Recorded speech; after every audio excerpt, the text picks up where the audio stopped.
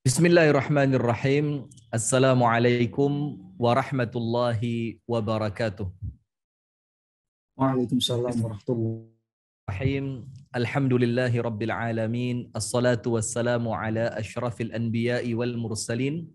Nabiyyina wa maulana Muhammadin wa ala alihi wa sahbihi ajma'in. A'udzu billahi minasy syaithanir rajim. Ya ayyuhalladzina amanu taqullaha haqqa tuqatih wa la tamutunna illa wa antum muslimun. Wa qala aidan ya ayyuhalladzina amanu kutiba alaikumus siyamu kama kutiba alal ladzina min qablikum la'allakum tattaqun.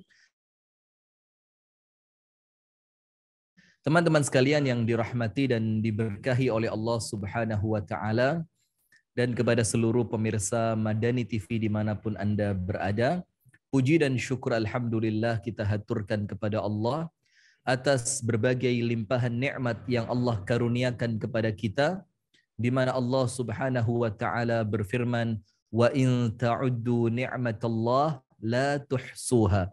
Sekiranya kalian berusaha untuk menghitung nikmat Allah, maka kalian tidak akan pernah mampu untuk menghitungnya. Maka kita bersyukur kepada Allah Subhanahu wa taala atas setiap nikmat yang Allah berikan, baik zahir maupun batin, baik nikmat yang kita rasakan secara jasadiah maupun kita rasakan secara qalbiyah. Kita berharap kepada Allah, dengan kita bersyukur atas nikmat yang Allah berikan, Allah Subhanahu wa taala menambahkan senantiasa nikmatnya kepada kita. Amin ya rabbal alamin. Kemudian berikutnya salawat beriring salam semoga senantiasa terlimpah curahkan kepada uswah kita, suri tauladan kita dan kekasih kita bersama, Nabi besar, Nabi agung, An-Nabi Muhammad sallallahu alaihi wasallam. Teman-teman yang dirahmati dan diberkahi oleh Allah Subhanahu wa taala di Pertamina Geothermal.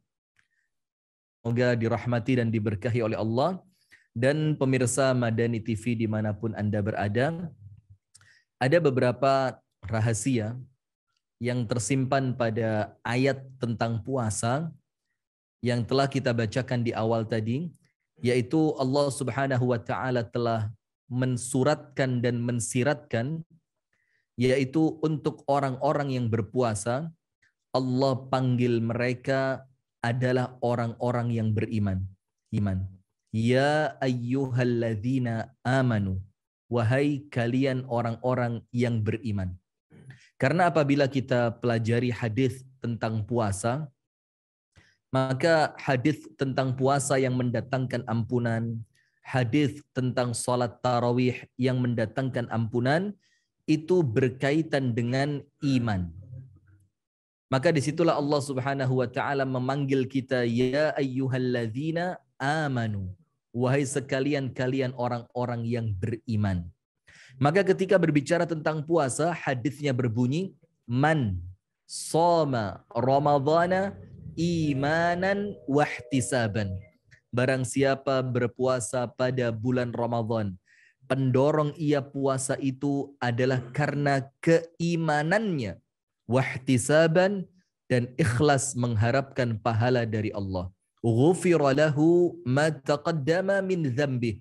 Allah ampuni darinya semua dosa yang ia lakukan sebelumnya. Ketika berbicara tentang salat tarawih atau qiyamul lail atau qiyam Ramadan, Rasulullah Shallallahu alaihi wasallam juga mengkaitkannya dengan iman. Di mana Rasulullah Shallallahu alaihi wasallam bersabda, man qama Ramadhana imanan wahtisaban. Barang siapa berdiri untuk salat tarawih pada bulan Ramadan, imanan, pendorong dia ketika salat tarawih adalah keimanannya kepada Allah, wahtisaban, dan dia ikhlas hanya mengharapkan pahala dari Allah. Apa yang ia dapatkan? Ghufira lahu ma taqaddama min dzambi. Maka Allah akan ampuni semua dosa yang telah ia lakukan. Pemirsa yang dirahmati dan diberkahi oleh Allah Subhanahu wa taala dan teman-teman yang dirahmati oleh Allah, Maka Ramadan ini sungguh amat berat apabila tidak dilakukan dengan landasan iman. Apabila keimanan kita tidak kokoh, maka puasa ini terlalu berat untuk dilakukan. Apabila keimanan kita tidak kokoh, maka sholat tarawih di malam hari bulan Ramadan akan berat untuk kita lakukan. Nah, itulah kenapa Allah Subhanahu wa taala mengkhususkan puasa. Dan ini salah satu di antara cahaya Ramadan yang perlu kita ambil hikmahnya. Dikatakan oleh Allah Subhanahu wa taala di dalam hadis qudsi, kullu amali ibni Adam lahu illa as-siyam fa innahu li wa ana ajzi bihi. Setiap amalan Bani Adam, setiap amalan manusia, maka amal itu mereka lakukan, kata Allah, untuk mereka. Silaturahim untuk mereka. Sedekah mereka lakukan, kebaikannya untuk mereka. Kemudian sholat mereka lakukan untuk mereka. Kemudian tilawatul Quran mereka lakukan untuk mereka. Dari manusia untuk manusia. Akan tetapi Allah katakan illas siyam, kecuali puasa. Fa innahu li, karena puasa itu kata Allah untukku.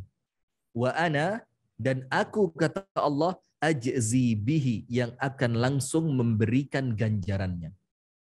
Sehingga apabila orang yang berpuasa itu tidak didorong keimanannya kepada Allah, maka tentu akan banyak cara, banyak tempat, banyak waktu yang di tempat, waktu, dan cara itu ia bisa membatalkan.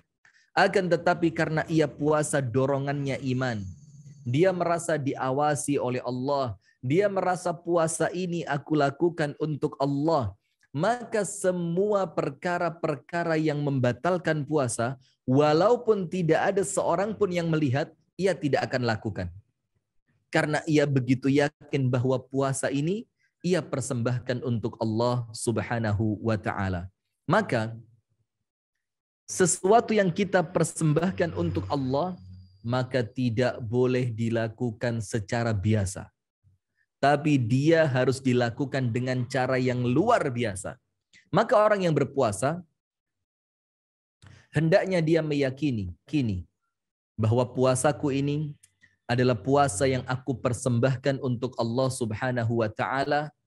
Puasaku ini adalah ibadah yang aku khususkan untuk pengabdianku di hadapan Allah Subhanahu wa taala. Puasaku ini aku lakukan untuk benar-benar menyenangkan dan membahagiakan Allah Subhanahu wa taala. Maka dengan spirit yang seperti itu, maka puasa yang kita lakukan akan menjadi puasa yang terbaik. Saya berikan contoh. Ketika Allah Subhanahu wa taala berfirman di dalam Al-Qur'an tentang perintah berkurban kepada Qabil dan Habil, putra dari Nabiullah Adam alaihi salam. Di mana Allah taala berfirman, "Idz qarraba qurbanan fatuqabbala min ahadihima walam yutaqabbal minal akhar." Ketika mereka berdua, yaitu Qabil dan Habil, mereka berkurban atas perintah Allah Subhanahu wa taala. Fatuqabbala min ahadihima, maka Allah terima kurban dari salah satu di antara mereka, walam yutaqabbal minal akhar, dan Allah tidak terima kurban dari yang lainnya. Artinya Allah menerima kurbannya Habil dan Allah menolak kurbannya Qabil. Apa masalahnya? Kenapa kurbannya Qabil oleh Allah ditolak? Karena Qabil memikirkan ini kurban toh bukan untuk saya. Ini kurban toh bukan untuk saya makan. Ini kurban toh juga bukan untuk kebaikan saya. Sehingga spirit kurbannya Qabil adalah spirit yang buruk. Pendorongnya bukan iman, pendorongnya bukan pengabdiannya kepada Allah, pendorongnya bukanlah bentuk peribadatan dia kepada Allah. Dia hanya memikirkan ini bukan untukku, ini tidak aku makan, ini tidak mendatangkan manfaat untukku. Sehingga Qabil mendatangkan kurbannya itu dari perkara-perkara yang buruk. Buah-buahan yang mendekati busuk. Hewan yang ia kurbankan, hewan yang memiliki cacat. Sementara Habil, ketika dia diperintahkan oleh Allah untuk berkurban, dia berpikir, ini bukan masalahnya aku makan atau tidak aku makan. Ini masalahnya bukan kurban ini untukku atau untuk selainku. Tapi yang jadi masalah pada kurban ini, siapa yang memerintahkannya. Maka Habil menganggap ini perintah kurban datangnya dari Allah.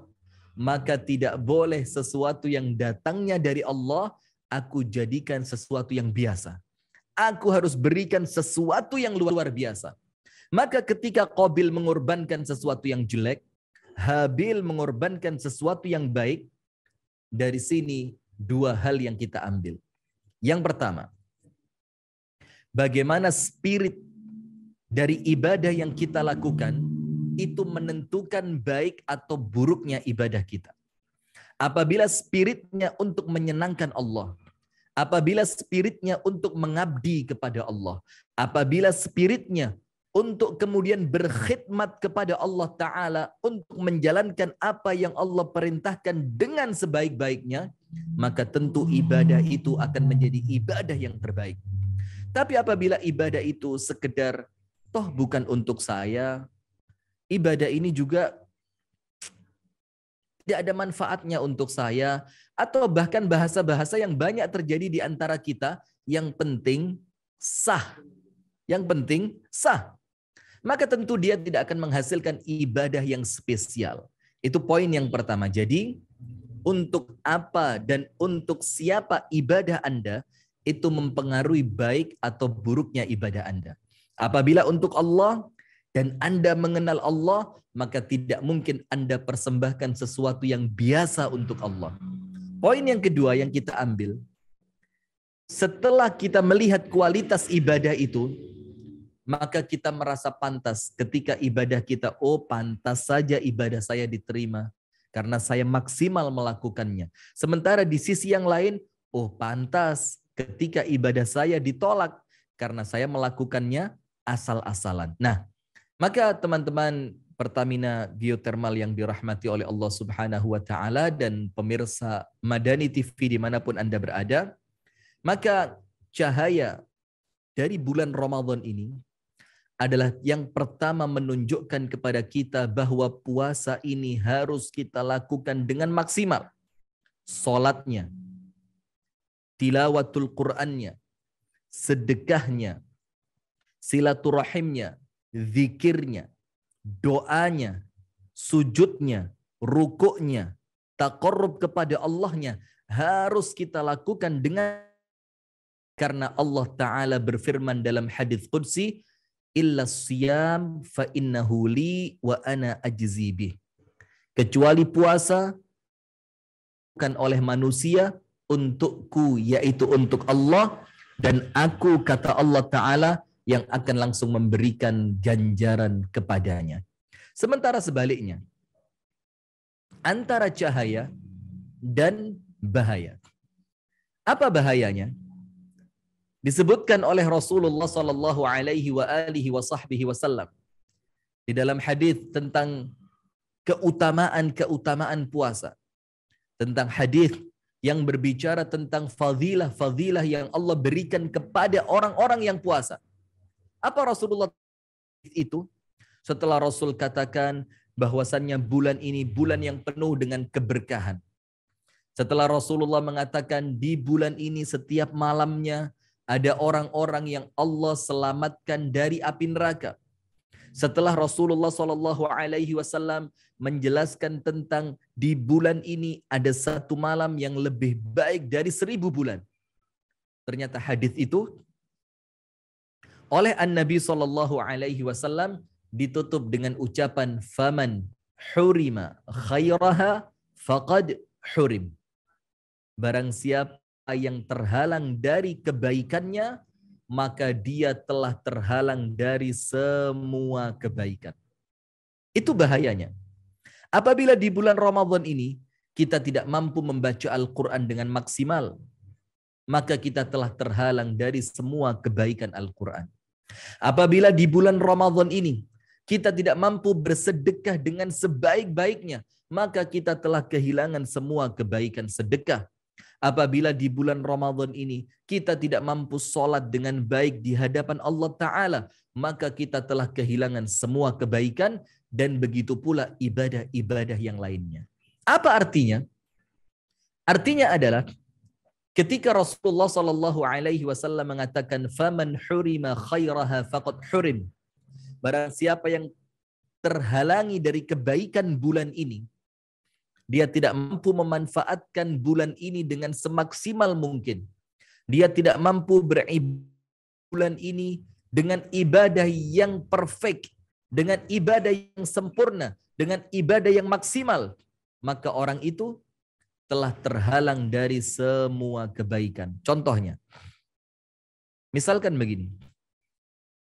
Apabila kita berangkat haji, kemudian ketika kita berangkat haji atau katakan umroh.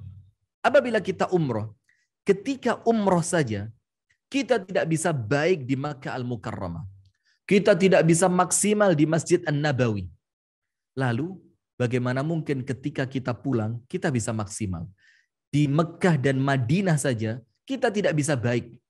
Lalu mana mungkin ketika pulang kita bisa menjadi orang yang baik. Nah, maka di dalam hadis yang lain termasuk bahaya dari Ramadan ini adalah Rasulullah sallallahu alaihi wa alihi wa sahbihi wasallam bersabda, "Raghima anfu, thumma raghima anfu, thumma raghima anfu." Sungguh celaka, dan sungguh celaka. Dan ini perlu menjadi kewaspadaan kita. Ketika Rasulullah Sallallahu Alaihi Wasallam yang disebutkan di dalam hadis yang sahih, di dalam kitab Asy-Syama'il Al-Muhammadiyah yang dituliskan hadis-hadisnya oleh Al-Imam At-Tirmidzi, rahimahullahu ta'ala, dikatakan salah satu di antara ciri perangai Rasulullah Muhammad Sallallahu Alaihi Wasallam itu beliau dikatakan laisa bita'anin wala bila'an.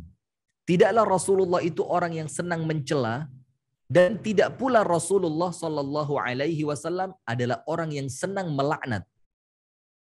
Satu keadaan Rasulullah dikatakan tidak pernah mencela, Rasulullah tidak pernah melaknat. Bahkan Rasulullah itu ketika melihat makanan, insyahiya akalah, wa illam yashtahi taraka. Apabila melihat makanan yang Rasulullah suka, maka Rasulullah memakannya. Wa illam yashtahi, apabila Rasulullah tidak menyukai makanan itu, apa yang Rasul lakukan? Rasul tidak mencelanya. Rasul tidak mengatakan terlalu asin, kurang asin, terlalu pedas, kurang pedas, terlalu manis, kurang manis. Tapi apa yang Rasul lakukan? Tarakah. Rasulullah tidak mencela makanan itu, tapi Rasulullah meninggalkan makanan itu tanpa mencelanya. Karena bukan termasuk sifat Rasulullah senang mencela dan senang melaknat, akan tetapi hati-hati. Ini termasuk bahayanya bulan Ramadan.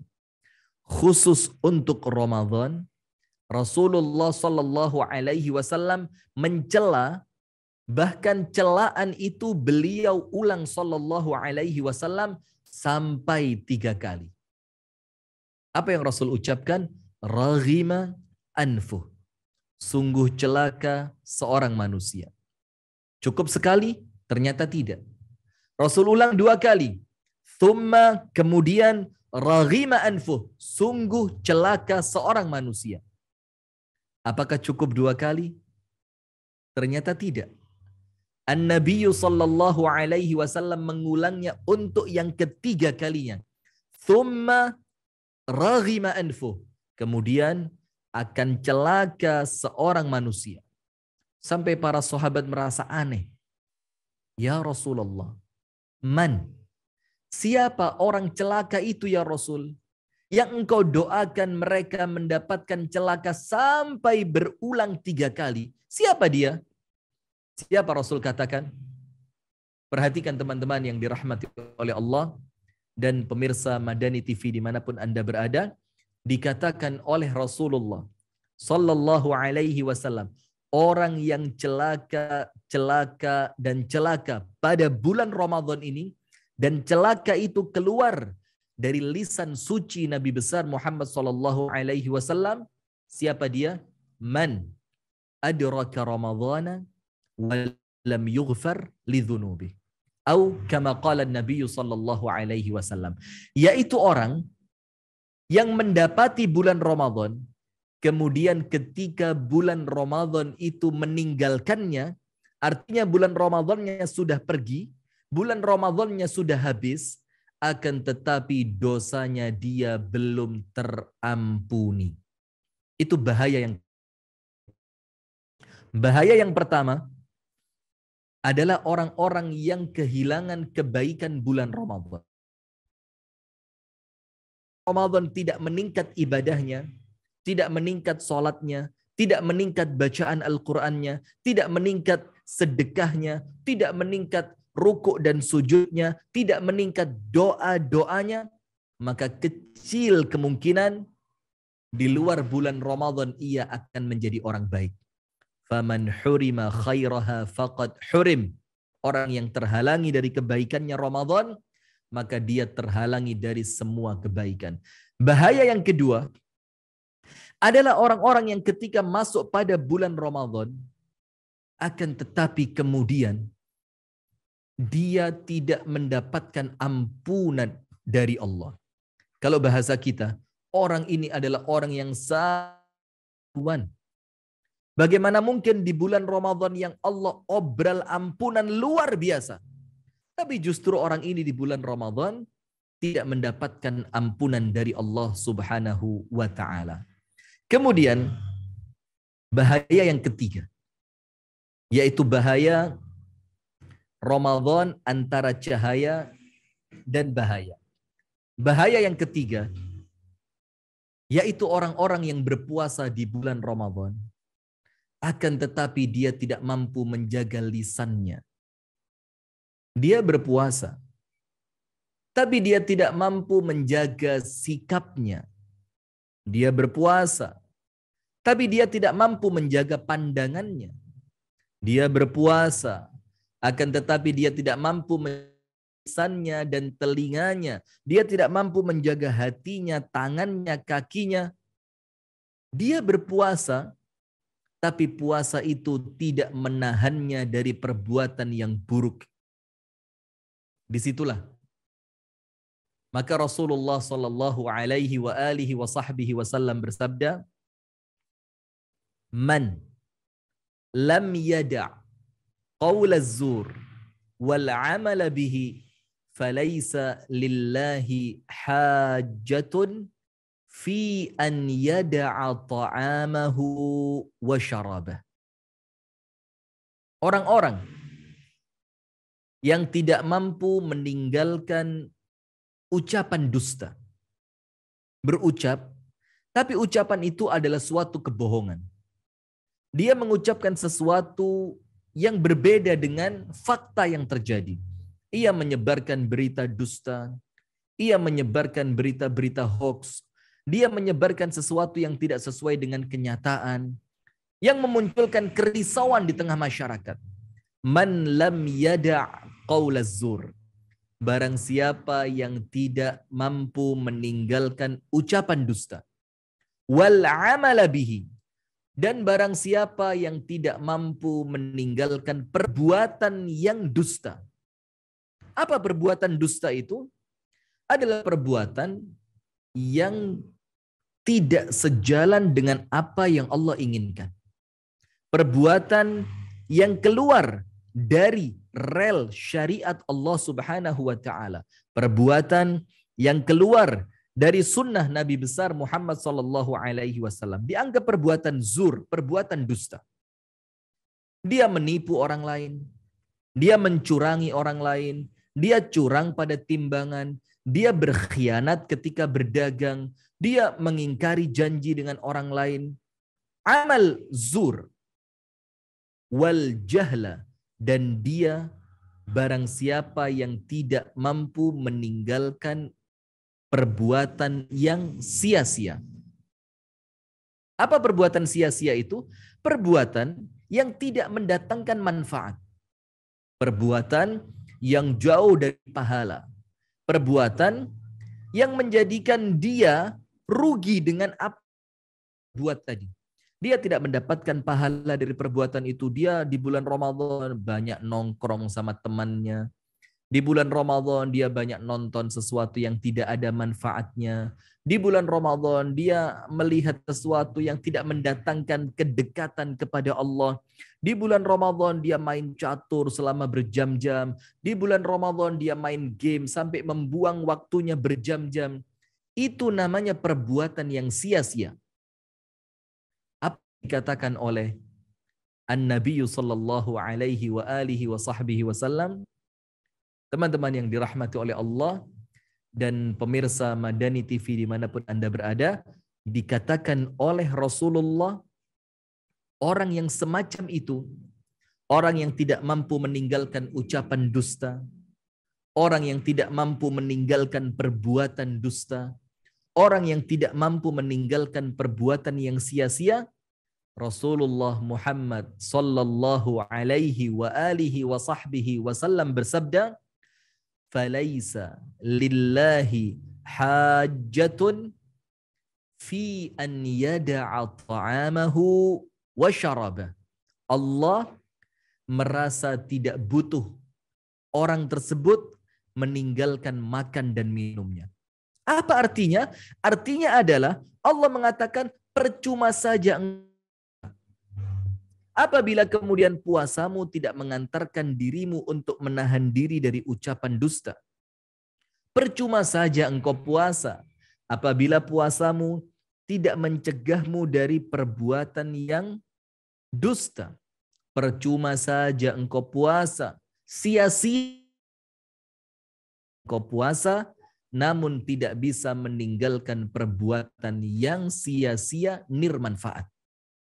Oleh sebab itu ikhwatal imani wal Islam, teman-teman yang dirahmati oleh Allah dan pemirsa Madani TV dimanapun Anda berada, kita perlu tahu ternyata salah satu di antara bahayanya bulan Ramadan ini, ketika kita puasa, puasa kita tidak batal, puasa kita tetap sah, tapi kemudian hawa nafsu yang selain makan, minum, dan hubungan suami istri itu tidak tertahankan. Maka kita ini puasa bukan sekedar menahan lapar. Kita ini berpuasa bukan sekedar Allah menginginkan kita kehausan. Kita ini berpuasa bukan sekedar Allah ingin mencegah kita dari bersenang-senang dengan pasangan halal kita. Tetapi Allah ingin melatih kita untuk menundukkan lisan kita. Allah ingin melatih kita untuk menundukkan pandangan kita. Allah Ta'ala ingin melatih kita untuk menundukkan pendengaran kita. Jangan sampai keluar dari lisan kecuali sesuatu yang baik. Ditahan, direm. Jangan sampai mata ini memandang sesuatu yang Allah haramkan. Mari kita tahan, kita tundukkan, kita rem. Jangan sampai telinga ini kita gunakan untuk mendengarkan sesuatu yang akan mendatangkan murka dari Allah Subhanahu wa Ta'ala. Nah, maka itulah bahaya yang ketiga. Sehingga An-Nabi sallallahu alaihi wa ala alihi wa sahbihi wa sallam, rubba sa'imin laisa lahu min siyamihi illa al-ju' wal 'atash. Alangkah banyak, begitu banyaknya, terlalu banyak orang-orang yang berpuasa, dia tidak apapun dari puasanya. Dia tidak mendapatkan pahala dari puasanya. Dia tidak mendapatkan gelar takwa dari puasanya. Padahal puasa itu la'allakum tattaqun, agar kalian mencapai derajat takwa dengan puasa itu. Dia tidak mendapatkan ampunan dari Allah ketika dia berpuasa. Dia tidak mendapatkan rahmatnya Allah Ketika dia berpuasa, dia tidak mendapatkan jatah doa yang mustajab. Ketika dia berpuasa, maka Rasulullah mengatakan, "Rubba sha'imin laisa lahu min siyamihi illa al-ju' wal atash." Banyak sekali di antara orang yang berpuasa, dia tidak mendapatkan apapun. Dia tidak mendapatkan hidangan dari Allah sedikit pun. Dia tidak mendapatkan doa yang mustajab. Dia tidak mendapatkan ampunan dari dosanya. Kecuali yang dia dapatkan al-ju', rasa lapar, wal atash, dahaga. Bukan berarti puasanya batal. Puasanya sah. Selama dia tidak makan, dia tidak minum, dia tidak muntah secara sengaja, dia tidak berhubungan suami istri di siang hari bulan Ramadan, puasanya sah. Akan tetapi yang batal dari puasanya adalah pahala dan keutamaannya. Itulah kemudian 3 bahaya di bulan Ramadan yang kita betul-betul perlu waspada. Jangan sampai kemudian Ramadan ini, ketika orang lain justru mendapatkan pahala, orang lain meningkat di dalam ibadahnya, orang meningkat di dalam doa-doanya, orang lain meningkat di dalam taubatnya kepada Allah Ta'ala, tapi justru kita tidak mendapatkan kebaikan-kebaikan itu. Kemudian, teman-teman yang dirahmati dan diberkahi oleh Allah Subhanahu wa Ta'ala, dan pemirsa Madani TV dimanapun Anda berada, terus ada beberapa tips agar kemudian puasa yang kita lakukan itu betul-betul puasa yang bercahaya. Puasa di bulan Ramadan yang benar-benar mendatangkan keindahan. Puasa di bulan Ramadan yang benar-benar mendapatkan untuk kita keberkahan yang luar biasa. Kita mendapatkan ampunan dari Allah. Kita mendapatkan doa-doa yang mustajab. Dan kita mendapatkan pelipat gandaan pahala dari Allah. Bagaimana caranya? Agar Ramadan kali ini benar-benar menjadi Ramadan yang bercahaya. Nomor 1.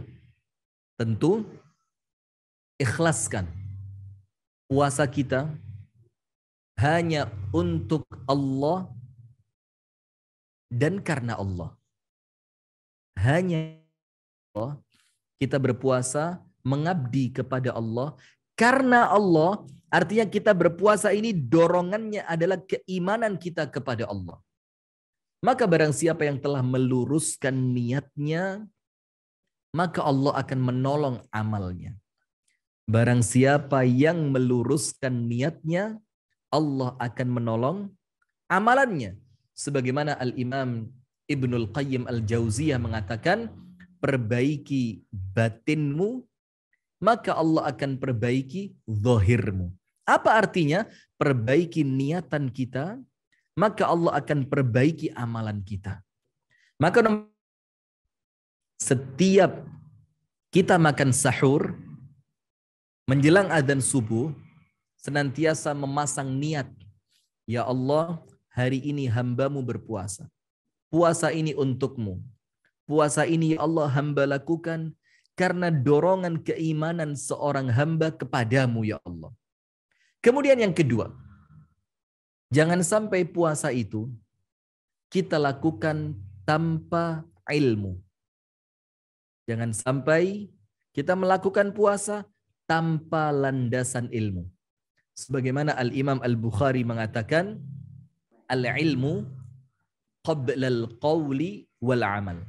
Harus memiliki bekal ilmu sebelum berbicara dan sebelum beramal. Maka apabila Ramadan ini kita penuhi dengan ilmu, ilmu tentang keutamaan puasa, ilmu tentang fadilah-fadilah puasa, ilmu tentang amalan-amalan yang memperbesar keutamaan puasa, ilmu tentang perkara-perkara yang mengurangi pahala puasa, ilmu tentang pembatal-pembatal puasa. Apabila puasa kita penuh dengan ilmu, maka ilmu itu salah satu yang akan membimbing kita untuk menjadikan Ramadan ini penuh dengan keberkahan. Kemudian yang ketiga, jangan lupa Ramadan syahrul Quran. Ramadannya Al-Quran. Sampai kemudian Al-Imam Muhammad ibnu Idris Asy-Syafi'i rahimahullahu ta'ala, beliau mengkhatamkan Al-Quran sampai 60 kali. Subhanallah, 60 kali. Artinya beliau, yaitu Al-Imam Asy-Syafi'i, mengkhatamkan Al-Quran 2 kali dalam 1 hari. 1 di dalam sholatnya dan 1 di luar sholat. Sehingga selama 30 hari di bulan Ramadan, Al-Imam Asy-Syafi'i mengkhatamkan Al-Quran sampai 60 kali. Kemudian Al-Imam Malik bin Anas. Al-Imam Malik bin Anas.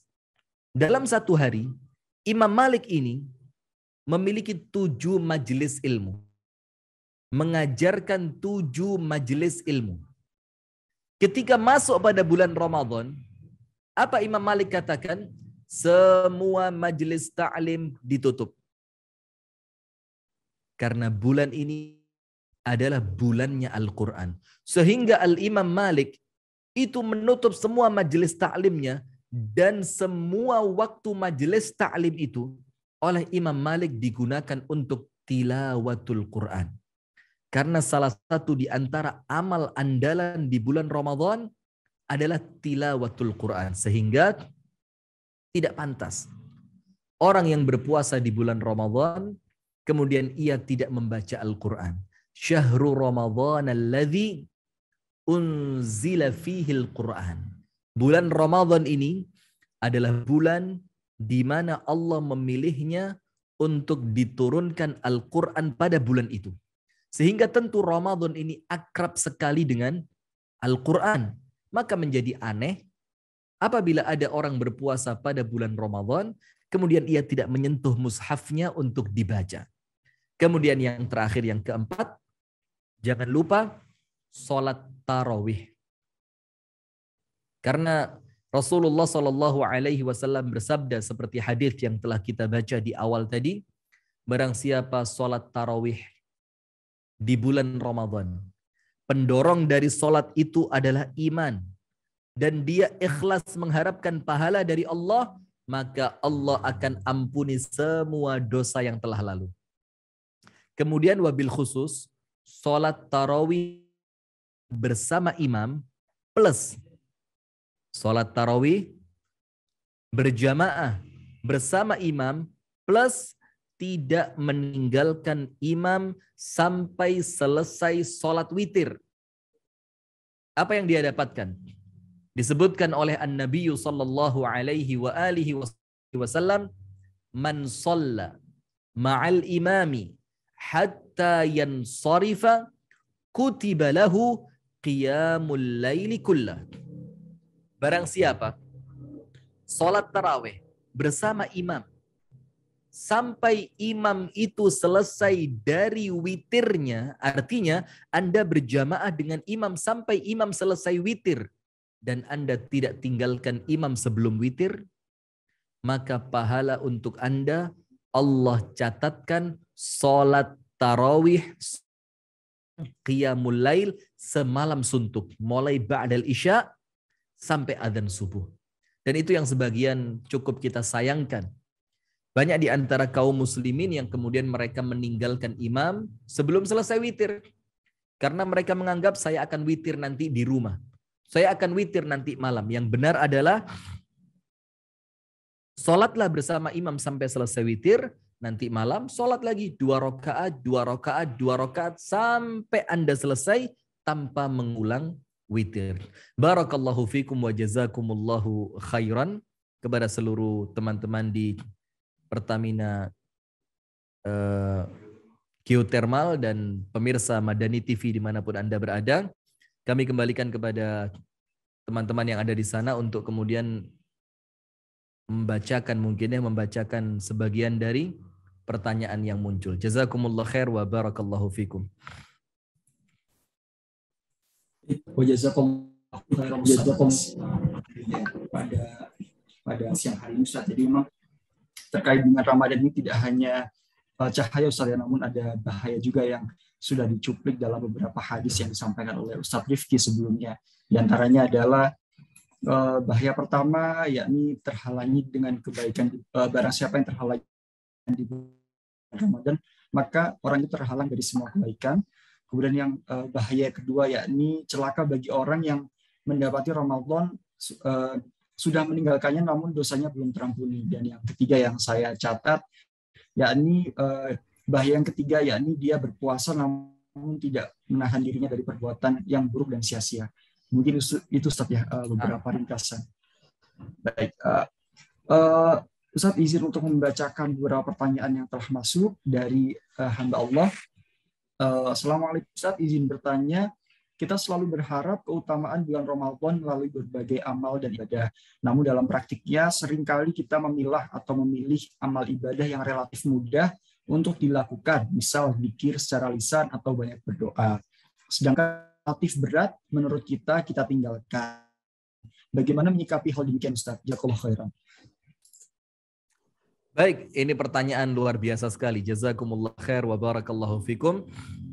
Jadi banyak di bulan Ramadan ini di antara kita yang kesukaannya itu memilih-milih amalan yang ringan-ringan saja. Seperti sekedar zikir ya, atau baca Al-Quran tapi mungkin dibuka juz yang ke-30 di surat-surat pendek yang dia sudah hafal sehingga membacanya lebih terkesan mudah. Dan dia meninggalkan amalan-amalan yang berat. Yang pertama, setiap manusia itu oleh Allah diberikan potensi di dalam amal yang berbeda. Setiap manusia memiliki kemampuan beramal yang berbeda. Dan kita memiliki satu kaidah di dalam agama Islam, la yukallifullahu nafsan illa wus'aha. Allah tidak akan membebani seorang hamba di luar batas kemampuannya. Nah, maka dengan itu sebenarnya boleh-boleh saja dia memilih amalan-amalan yang ringan. Boleh, tidak menjadi masalah. Apalagi dia adalah orang yang memiliki kesibukan. Dia orang yang bekerjanya berat, dia orang yang harus memimpin suatu perusahaan. Sementara kita meyakini bekerja pun adalah ibadah. Jadi kerja ibadah. Akan tetapi, mohon maaf, kita masuk di bulan Ramadan, tapi tetap amalan yang kita pilih adalah amalan-amalan yang kecil. Kok nampaknya kita terhalang dari kebaikan Ramadan? Kita kurang bisa memaksimalkan ibadah Ramadan. Padahal Rasulullah Shallallahu Alaihi Wasallam bersabda, Inna 'idhamal jaza ma'a 'idhamil bala. Besarnya pahala, perhatikan, besarnya pahala yang Anda terima tergantung beratnya amal yang Anda lakukan. Itulah kenapa sholat tahajud menjadi sholat yang paling utama setelah sholat wajib. Karena memang sholat tahajud adalah sholat yang paling berat dibandingkan sholat duha, dibandingkan sholat sunnah qobliyah dan ba'diyah. Yang paling berat adalah tahajud. Karena dia paling berat, maka tentu pahalanya paling besar. Maka untuk teman-teman yang suka memilih-milih amalan, monggo silahkan, tidak menjadi masalah. Yang penting ada 3 amal utama yang Anda jangan tinggalkan. Ada 3 amal utama yang Anda jangan sampai tinggalkan. Yang pertama, tentu berpuasa. Yang kedua, membaca Al-Quran. Jadi bawa aja Al-Quran di kantong atau di tas gitu.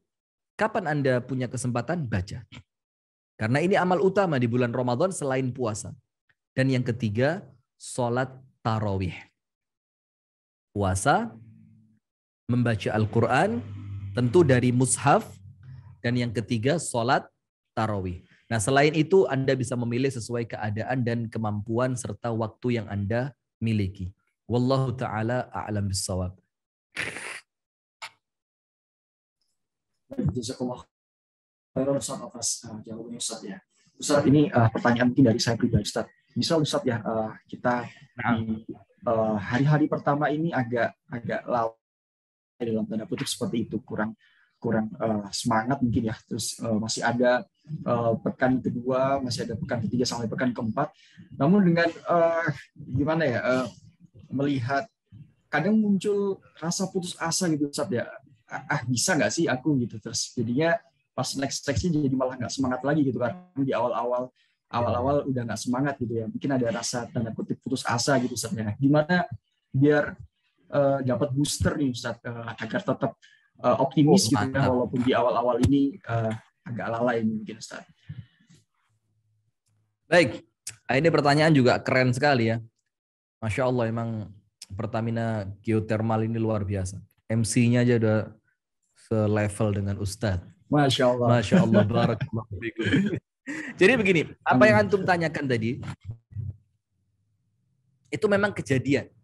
Dan banyak semacam curhatan yang seperti antum sampaikan. Ada orang-orang yang mengatakan, udahlah toh Ramadan masih awal kan, masih panjang kan. Jadi biarlah kami di awal ini konsentrasi dengan pekerjaan kami dulu. Nanti setelah pekerjaan ini selesai, entah pada pekan yang kedua atau mungkin pada 10 Ramadan yang kedua, kami akan maksimal. Atau bahkan untuk orang-orang yang punya niatan untuk i'tikaf di 10 terakhir Ramadan. Maka mereka menganggap, udahlah sekarang ini santai-santai nggak masalah. Toh nanti di 10 hari yang terakhir di bulan Ramadan, saya akan ngepol, saya akan ngejos, saya akan ngegas. Nah maka ini perhatikan, belum tentu Allah Subhanahu wa ta'ala memberikan kepada Anda usia sampai hari esok. Dan ini poin penting dan mengkhawatirkan yang perlu terus kita letakkan di depan mata kita. Belum tentu Allah Subhanahu wa ta'ala memberikan kepada kita usia sampai esok. Itulah kenapa sampai dikatakan oleh Abdullah ibnu Umar, "Idza asbahta fala tantadiril masa wa idza amsayta fala tantadiris sabah." Apabila kamu berada di waktu pagi, jangan menunda amal dengan mengatakan nanti sore saja.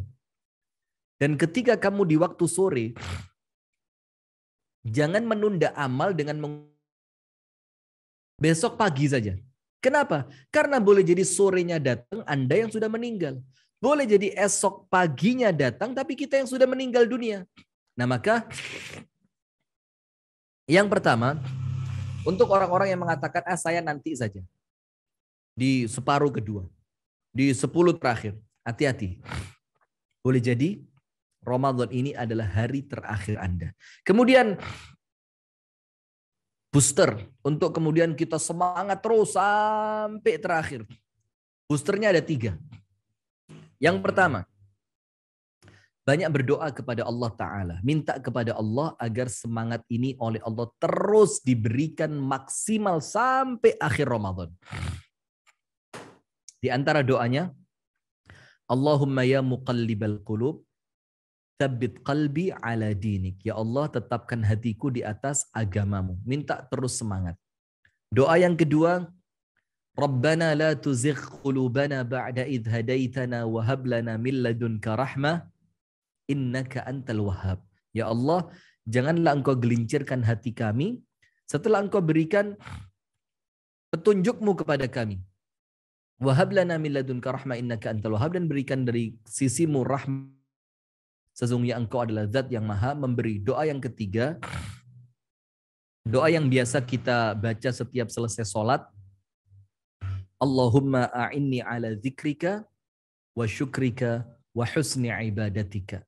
Ya Allah, tolonglah hamba untuk senantiasa mampu berzikir kepadamu, bersyukur kepadamu, dan beribadah dengan baik kepadamu.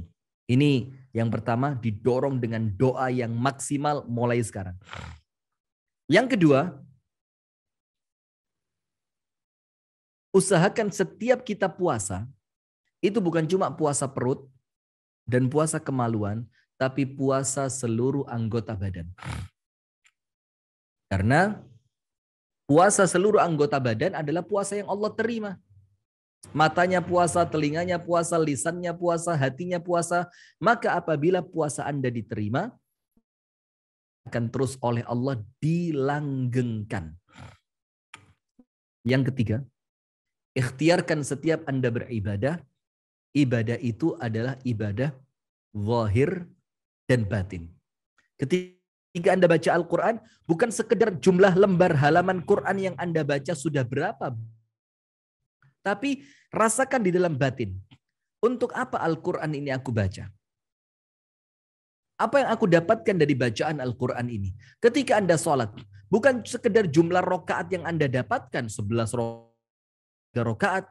Tapi dari sholat ini apa yang aku cari? Apa kenikmatan yang aku dapatkan dari sholat ini? Nah, itulah yang insya Allah bisa menjadi booster kita. Jazakumullah khair wa barakallahu fikum.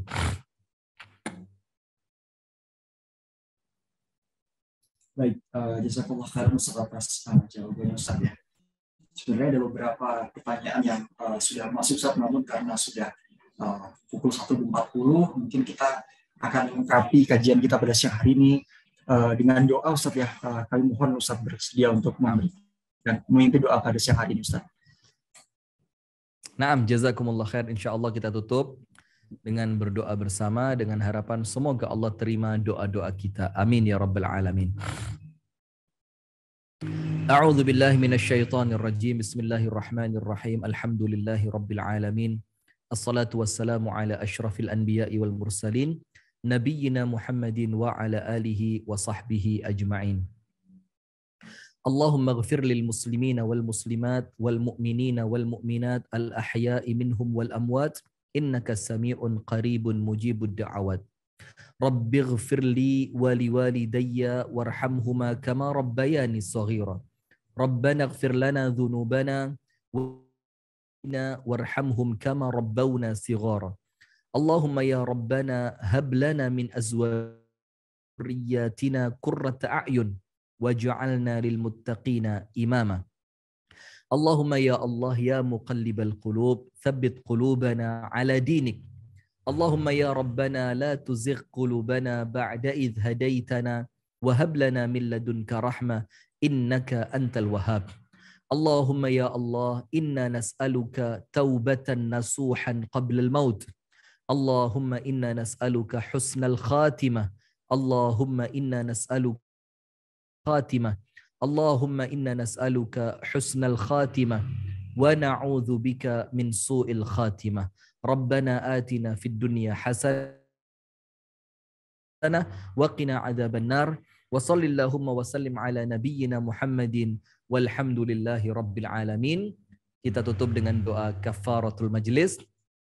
Subhanakallahumma wa bihamdika asyhadu an la ilaha illa anta astaghfiruka wa atubu ilaik. Dari kami cukup sampai di sini. Assalamualaikum warahmatullahi wabarakatuh. Waalaikumsalam warahmatullahi wabarakatuh. Baik, Bapak Ibu sekalian, acara kajian kita pada siang hari ini kami ucapkan jazakumullah khairan untuk Ustaz, jazakumullah khairan untuk Ustaz dan seluruh tim dari Sayap Dakwah TV yang telah memandu acara sehingga terlaksananya kajian kita pada siang hari ini. Insya Allah di hari-hari selanjutnya selama Ramadan pada tahun 1443 Hijriah ini akan selalu ada kajian online secara bergilir antar area dan kantor pusat di PTBG area Kamojang. Dan insya Allah secara rutin mulai pukul 12.30 hingga sekitar pukul 13.30 waktu Indonesia Barat. Baik, Bapak Ibu sekalian, demikian kajian kita pada siang hari ini. Saya sebagai host pada kajian, mohon maaf apabila ada salah kata. Akhir kata, wassalamualaikum warahmatullahi wabarakatuh.